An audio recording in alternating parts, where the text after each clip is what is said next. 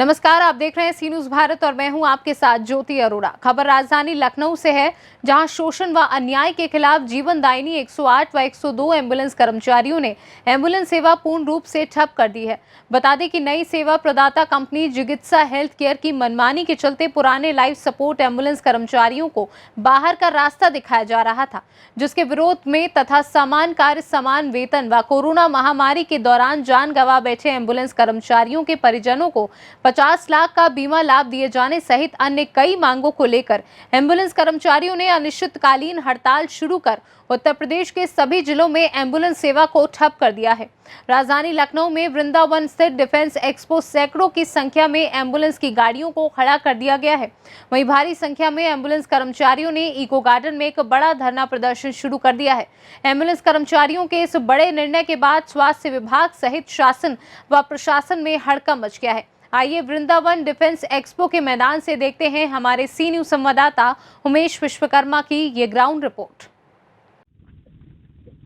राजधानी लखनऊ से बड़ी खबर है, जहां जीवनदायिनी एम्बुलेंस सेवा ठप हो चुकी है, चक्का जाम हो चुका है। लगातार अन्याय शोषण के खिलाफ लड़ाई लड़ रहे एम्बुलेंस कर्मचारियों पर गाज गिरी है चिकित्सा कंपनी की। चिकित्सा कंपनी ने नियुक्ति के नाम पर इन लोगों को बाहर का रास्ता दिखाना चालू कर दिया है, जिसकी वजह से ये एम्बुलेंस के कर्मचारी आज आंदोलन की राह पर है और चक्का जाम कर दिए हैं। उत्तर प्रदेश के लगभग सभी जिलों में एम्बुलेंस सेवा पूर्ण रूप से ठप हो चुकी है। जी हाँ, इस समय हम राजधानी लखनऊ के पीजीआई वृंदावन क्षेत्र के डिफेंस एक्सपो मैदान में है, जहां आपने अभी तस्वीरें देखी कि एम्बुलेंस की गाड़ियां कतारबद्ध खड़ी होके उनका चक्का ठप हो चुका है, चक्का जाम हो चुका है, पूरी सेवाएं बाधित हो चुकी हैं। जीवनदायिनी कहे जाने वाली एम्बुलेंस सेवा के ठप हो जाने से इसका सरकार पर, आम जनता पर बहुत बुरा प्रभाव पड़ा है। किंतु इन कर्मचारियों की भी तो बातें हैं, इसको भी सुननी चाहिए सरकार को, विभाग को, स्वास्थ्य विभाग को। किंतु लगातार बरसों से इनकी लड़ाई को अनदेखी कर रही सरकार आज शायद खामियाजा भुगतने को तैयार है। ये आर पार की लड़ाई के मूड में आज एम्बुलेंस को ठप कर चुके हैं। हमारे साथ एम्बुलेंस कुछ कर्मचारी हैं, इनसे हम बात करते हैं। जी, क्या नाम है आपका? मेरा नाम सत्येंद्र पांडे है और मैं 102, 108 और एम्बुलेंस कर्मचारी संघ का लखनऊ जिला संगठन मंत्री हूँ। जी, मैं आपको अवगत कराना चाहता हूँ कि हम लोगों ने कोरोना जैसी वैश्विक महामारी में लगातार ड्यूटी की है और उसके बाद जैसे कोरोना ख़त्म होता है और हम लोगों को बाहर का रास्ता दिखा दिया जाता है, हमारे कर्मचारियों को निकाल दिया जाता है, नई कंपनियों को ठेका के माध्यम से दूसरे कंपनी को जेडेचल को दे दिया जाता है और हमारे इसके पहले आप लोग जीबीके ईएमआरआई कंपनी से संबद्ध थे, किंतु अब ऐसा क्या हुआ कि बाहर का रास्ता दिखाया जाने लगा? ये हमें अभी तक जानकारी नहीं हुई। सरकार और कंपनियों के बीच में क्या टेंडरिंग होती है और उसके बाद हमारे कर्मचारियों का ही शोषण होता है। कंपनी चेंज हो गई है, चिकित्सा कंपनी आ गई है, हेल्थ केयर। जी, अभी हम लोग जीबीके में हैं, बाकी हमारे जो कर्मचारी निकाले गए हैं हम उसी के प्रदर्शन में यहाँ खड़े हुए हैं। हमारे कर्मचारी लगातार कोरोना में ड्यूटी किए और कई कर्मचारी अपने जान गंवा चुके हैं, उनको ना कोई बीमा राशि मिली आज तक, ना कोई सहायता राशि मिली है और हम सरकार के साथ कंधे से कंधा मिलाकर कार्य कर रहे हैं। उसके बावजूद सरकार हमारे साथ दोगलापन कर रही है। नई कंपनियों में कर्मचारियों के समायोजन के साथ साथ क्या प्रमुख मांगे और हैं? हमारी मांगे प्रमुख यही है कि हम आरएफपी में बदलाव होना चाहिए कि कंपनी कोई भी आए और हमारे कर्मचारी हमेशा कार्य करते रहें, क्योंकि हम 9 साल पुराने हो गए हैं और अनुभवी हैं, स्किल्ड हैं और हर तरीके से 9 साल उत्तर प्रदेश की जनता को सेवा करते हो गए हैं। उसके बावजूद भी अगर हमें निकाला जा रहा है तो ये बहुत बड़ा निंदनीय है। तो इसलिए हम सरकार से मांग करते हैं कि आरएफपी में बदलाव करके हमारे कर्मचारियों को रखा जाए, और या तो हमें अगर ठेका प्रथा से बिल्कुल मुक्त होना है और हमें ठेका में ही रहना है तो हम एनएचएम के माध्यम से रहना चाहेंगे, क्योंकि सरकार का बहुत सारा पैसा कंपनियों के माध्यम से गमन किया जा रहा है और सरकार इस पैसे को, मेरे समझ में नहीं आ रहा है क्यों कंपनियों के माध्यम से इस प्रकार से पैसे को जो है दुरुपयोग कर रही है।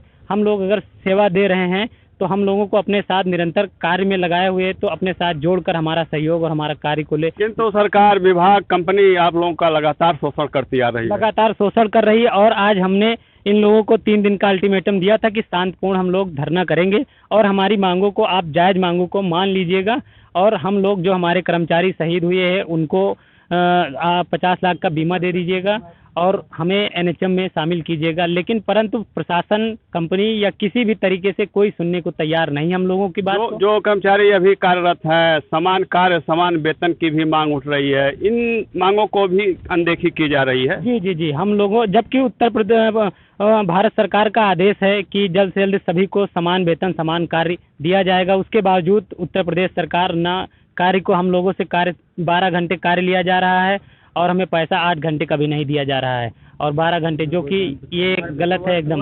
ओवर टाइम ना मिनिमम वेज कुछ नहीं दिया जाता है। लगातार हमको हम लोगों के साथ शोषण हो रहा है। 2-2, 3-3 साल से हम निरंतर आवाज़ उठा रहे हैं। आइए, क्या कहना चाहते हैं?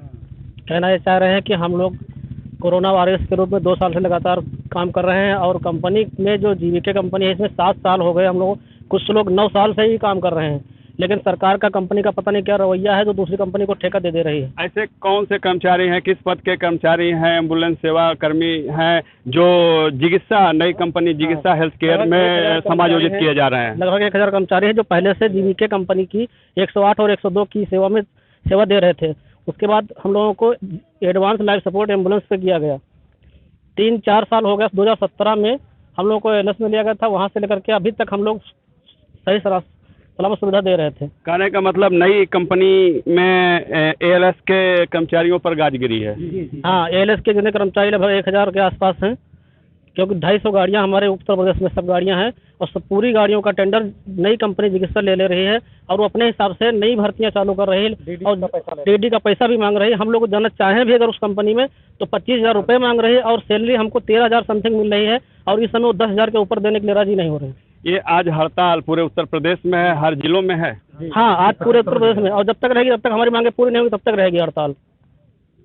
एम्बुलेंस यूनियन जिंदाबाद, एम्बुलेंस कर्मचारी ये ऐसे कर्मचारी हैं जिन्होंने कोरोना काल में अपनी जान हथेली पे रख के लोगों की सेवाएं की, और लगातार देश हित में स्वास्थ्य विभाग के लिए समर्पित रहे, और आज इनकी मांगों को अनदेखी की जा रही है। इनकी मांगें जायज़ हैं, लगातार बरसों से ये अपनी मांगें करती रहे हैं। कभी जीवीके कंपनी एमआरआई द्वारा इनका शोषण किया जा रहा था, और आज नई कंपनी के आ जाने के बाद भी इनका शोषण हो रहा है।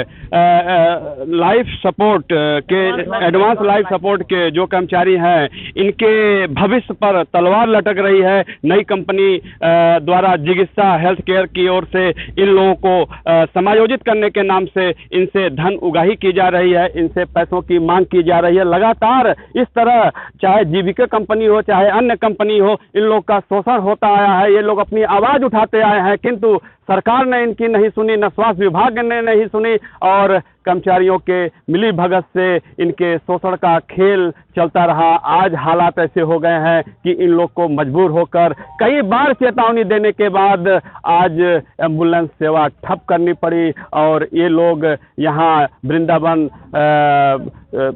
डिफेंस गार्डन में, एक्सपो गार्डन में यहाँ पे ये लोग मौजूद हैं। गाड़ियाँ कतारबद्ध खड़ी हैं, और इनके हजारों की संख्या में साथी इको गार्डन में धरना व प्रदर्शन कर रहे हैं। अब देखने वाली बात यह होगी कि इनकी आवाज़ सरकार तक पहुंचती है कि नहीं पहुंचती है, या क्या कार्रवाई होती है। फिलहाल ये एम्बुलेंस सेवा ठप हो जाने के बाद तमाम लोगों की जिंदगियों पे संकट के बादल मंडराने लगे हैं। तो जाहिर सी बात है, सरकार को इस दिशा में सोचना होगा और कड़ा निर्णय लेना होगा, इनकी मांगों को मानना होगा। सी न्यूज़ से उमेश विश्वकर्मा। इस खास खबर में फिलहाल के लिए इतना ही। देश दुनिया की तमाम बड़ी खबरों के लिए आप देखते रहिए सी न्यूज़ भारत।